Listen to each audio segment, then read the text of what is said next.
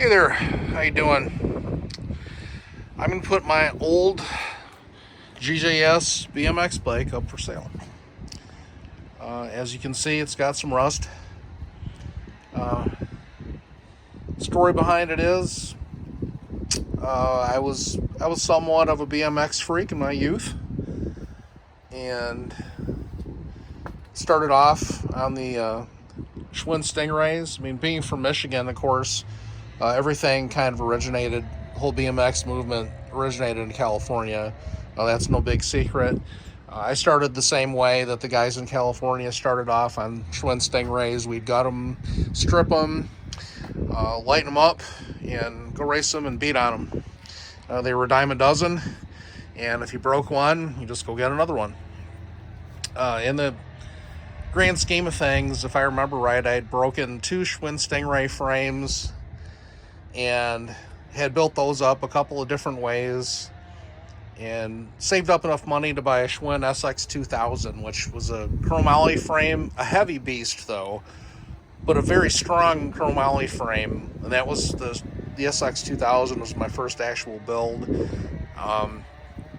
Learned a lot with that. That one could take a beating. I never broke it. It was kind of a heavy pick the way I had built it, and it took a long time, but eventually I learned how to land softly and not beat on everything and not bend rims all the time and stuff like that, like I used to. And when I figured out that lighter is faster, that's when I got into this. And I built it maybe only a couple of years, really, before I got my driver's license. And I only rode it for a couple of summers. And after that, I got my license and started driving a car, and that was that. And once I moved on to cars, I pretty much dropped this like a hot potato. But anyway, this frame, I believe it to be from the early 80s. It is serialized. Right down there, I can't see the entire number. It starts with 242, and it has something else under the washer, but it starts with 242. There are websites that give you an idea what year. I think the guesstimate is like 1981. If it is an 81, that would make perfect sense, because I got my license. Well, or was it learner's permit? I can't remember, but like 83 is when I started driving a car to school. So it would make sense for it to be an 81, but it could be a little bit older than that. It may, because I don't know how long it hung on the wall. My grandma lived in California. I'm in Michigan. My grandma lived in California, and I'd go visit her every year. And one day she caught me pretty much salivating over this beautiful chrome frame hanging on the wall at a bike shop. I just thought this frame was the most amazing thing I ever saw, and I was staring at it. I was like mesmerized by it. And I can't remember if I asked her outright if she would buy it for me or if she just decided to do it. Either one could happen, but at the end of the day, she bought it for me. And I brought it home in my suitcase from California and with my clothes packed all around it, and I built it up. And had fun with it for a couple seasons, but after that it sat around, ended up stored in a shed where it got the rust, and that's how it ended up the way you see it. How many decades later? But let's give you an overview of it anyways. Wheels marked with the Yukai brand. The hubs are marked, stamped Sunshine. Same front and rear. I remember these wheels came from another bike shop across town from there too. Brakes, we'll go with the caliper. We'll look at the general condition of the frame. You can see the welds pretty clearly. This caliper just appears to be marked MX right there. Up here, the brake lever has a Diacomp logo. I love the bend that they put in this. I didn't bend this, it came that way. It was like a perfect fit to these handlebars. Speaking of the handlebars, I believe these to be stainless steel. A magnet does not stick to them. So they're a pretty nice grade of stainless steel. Probably the shiniest part on the whole bike too. There's no branding stamped into these handlebars. For a time I thought they might be Redline products, but I don't think so now. The internet research now says they're probably a Mongoose product. I had the Redline V bars. They were just too big and clunky for me. I didn't like them. Had them for a bit though. They were cool looking. You can see the Redline gooseneck there, such as it is. A few more detail on the frame. This was never thrashed on, and the lightweight wheels kind of prevent you from doing that. You'll bend a wheel if you really wail on the bike. That's the first thing that'll happen. So the wheels are kind of like a fuse, and these wheels are not bent. I had learned how to land soft after breaking 2 Stingrays and building the Heavy Pig SX 2000. So nothing ever cracked on this. Nothing ever cracked and welded back together or anything like that. Well, the crank is stamped Takagi MX. This should be chromoly as well. This was the lightest bike that I ever built. Of course, this is a compromise. I intended to eventually go with a 3-piece crank. I couldn't afford it. And I wasn't sure if I trusted the 3-piece crank yet either, but I was going to try it. I just couldn't afford one. Never got to that point. See, these pedals have logos on them, KKT. They're the KKT Lightning pedal, which was pretty popular, and I think endorsed by a couple of the big racers of the day. Give you more looks at the welds and everything, and the integrity of the frame, since that's the most important of the whole thing. And we'll have a look at the underside of the frame here later too. That's the most important thing.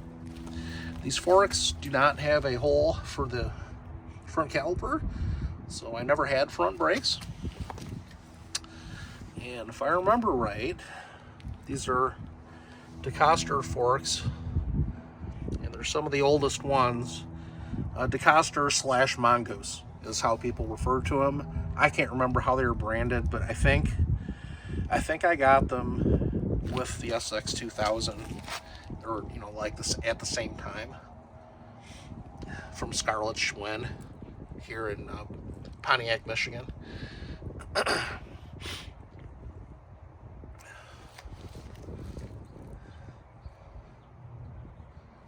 It's amazing how nice the chrome looks underneath the decals. How nicely it survived.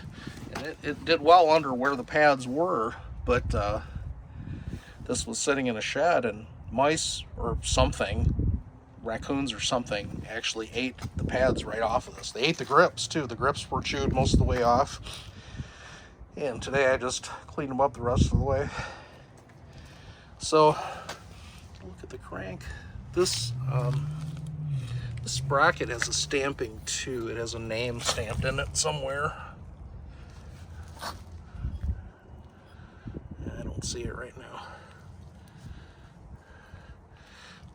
Anodized aluminum sprocket. It's 44 tooth. Amazingly, the seat is not cracked. That I can see anyway. Who knows? Who knows what you can't see? Might be stuff going on at the microscopic level, but what you see is what you get. A little bit of rust underneath. And I'll flip it around and get some camera views of this thing from the other side. Okay, here's the other side of the GJS frame, build, whatever you want to call it. I can't believe how nice the handlebars are still. It's amazing. It must be a pretty nice grade of stainless steel.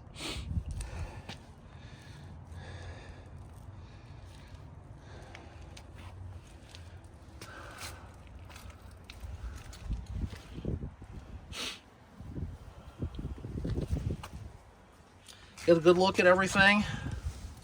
If you decide to buy it, I want you to be happy with it. I want you to be overjoyed, happy with difference with the deal you got and with the item itself and everything. There's nothing I hate worse than to buy something and then later be disgusted or unhappy with it. And I don't wish that on my worst enemy. So I wouldn't do that to anybody. And that's why I'm not just going to advertise this with a couple of pictures and ship it off to somewhere to where it's difficult to return and stuff like that. No. Nope. I really strongly prefer, anyone who decides they want to buy it sees it up close and loves it and has no reservations at all. Because if you have no reservations at all about buying it and you get to see every little detail up close, then that's as close as we can come to making sure you're happy. So one thing I noticed about these KKT Lightning pedals, I mean, they're pretty nice and all, but this cap here, that little cap is actually plastic, and that's why it's so shiny. It's actually chrome-plated plastic. Whereas this part, the dull or silver part, is actually just bare aluminum. So it's kind of interesting. Barely make out the Takagi stamp there. There's the stamping on the sprocket. Sugino. And yep, 44 tooth. This is no speed secret either, but locally it was a speed secret for me. Was I looked at the gearing that the racers in California ran, and I tried it, and really made a difference for me. My local guys, my local friends, and the couple guys I competed with regularly, you can see that's a Yukai marking, made in Japan. You can probably see the sunshine marking a little bit on the hub. The local guys I competed with around here, of course, I'm a long way from California, right? But the local guys all ran heavy wheels. Some of them ran heavy frames too, but they all ran, tough wheels and stuff like that. Which I had the tough wheels, but luckily I had them during a period of time I was breaking everything in sight. So I broke the tough wheels at the hub, and the store wouldn't I think it was Warden's Cycle Shop in Waterford. What was it called? Drayton Plains back then. Warden's Cycle Shop would not warranty the tough wheels that I broke. So after I broke them, I stopped using them, and I went to steel for a while, and it was a long time before I decided to lighten up. But anyway, the local guys all ran a 38 tooth front sprocket. They all ran heavier wheels, and they all ran a longer crank than this. Now, I can't remember the crank stroke. This is fairly long though, but because of the way I'm built, I have shorter legs, and was not, a super athletic or muscular kid. I have shorter legs, and I figured out how to keep the bike on the ground, not beat it up, and bend wheels all the time so I could use lighter wheels and build a lighter bike, and put some gearing in there to get some actual speed. And I can't tell you how many times a more experienced and really more athletic, bigger, stronger rider would be flying through the air. I'd keep the bike on the ground, pedal like a madman, and pass them on the ground. And all the jumps and stuff of BMX, I figured out, they look cool. They look cool, but you don't go fast when you're flying through the air. It doesn't work that way. Anyways, this isn't about war stories. This is about me selling this old relic of my youth. And those are about the only things I can tell you about it. Just want you to take a really good look at the condition of all of it. The freewheel doesn't work. It doesn't roll freely. The chain is obviously rusted. I'm not even going to try to pedal it or show you it works or anything like that. Look really, really close at the frame. The frame is what people want from these, understandably. I remember seeing it at the bike shop as a kid and going, That is like the coolest looking frame I've ever seen. So to me, this looks restorable. It looks like you could either give it a bath and or send it out for blast and powder coat, and it'll come back looking great. Don't have to do anything to the handlebars, but you might have something else you'd rather use. I don't think there's a whole lot more I can really show sitting here. Look for cracks. I don't think there are any, but you make sure. I don't think there are, though. These NOS are like $200 on eBay right now, so. But this is an NOS. And I guess that's about it for that side. I'll flip it over so you can get a real good look at the underside too. All right, you can have a look at the underside now. Yeah, it was interesting back then because there was kids, you know, 3-4 inches taller, longer legs, just more muscular, stronger looking kid. There were a couple of them like that I beat that I just thought, how did I do that? And then later on, I'd go talk to them and I'd find out about the 38 tooth sprocket. Oh, okay, yeah. What gearing you're on? 38, whatever. And I say, what gearing you're on?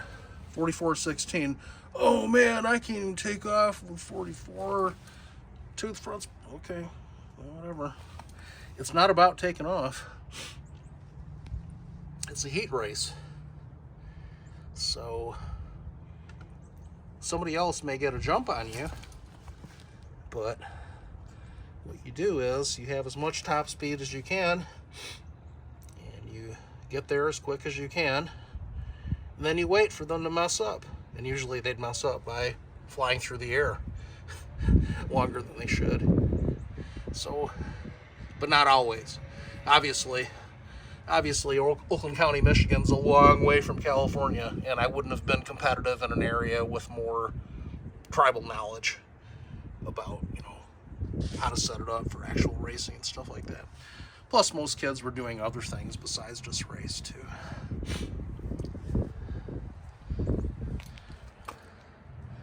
So, if memory serves, I think these forks were originally not chrome plated, but nickel plated. Not that it matters much anymore, but I think they're originally nickel plated because there's that sort of, the color right there kind of jogs my memory. And I think they may have been painted like a candy paint over the top of the nickel plating. And I kind of vaguely remember taking that candy paint off. But I'm not sure. It's been a lot of years. And all the memories, except for very few, are very vague. And really, I just want this thing to go to somebody who will enjoy it and who will love it as much or more than I did.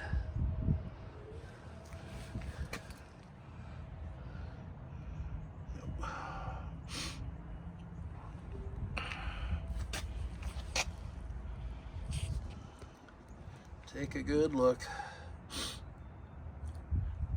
Remember, with this YouTube stuff, you can freeze it.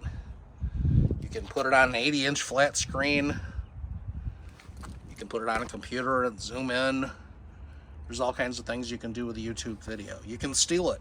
You can steal a video and put it on all different devices that you want.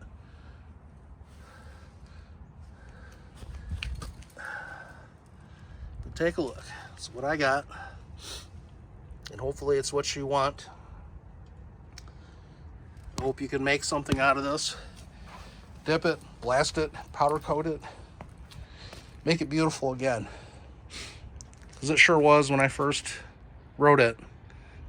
Best looking bike I ever saw at that time. And anywhere around me anyways. Of course, there are fancier ones in other places. But I hope this has helped a little bit. As for me, I've been selling things online since about 1990. I'm Zippy Mopar on eBay.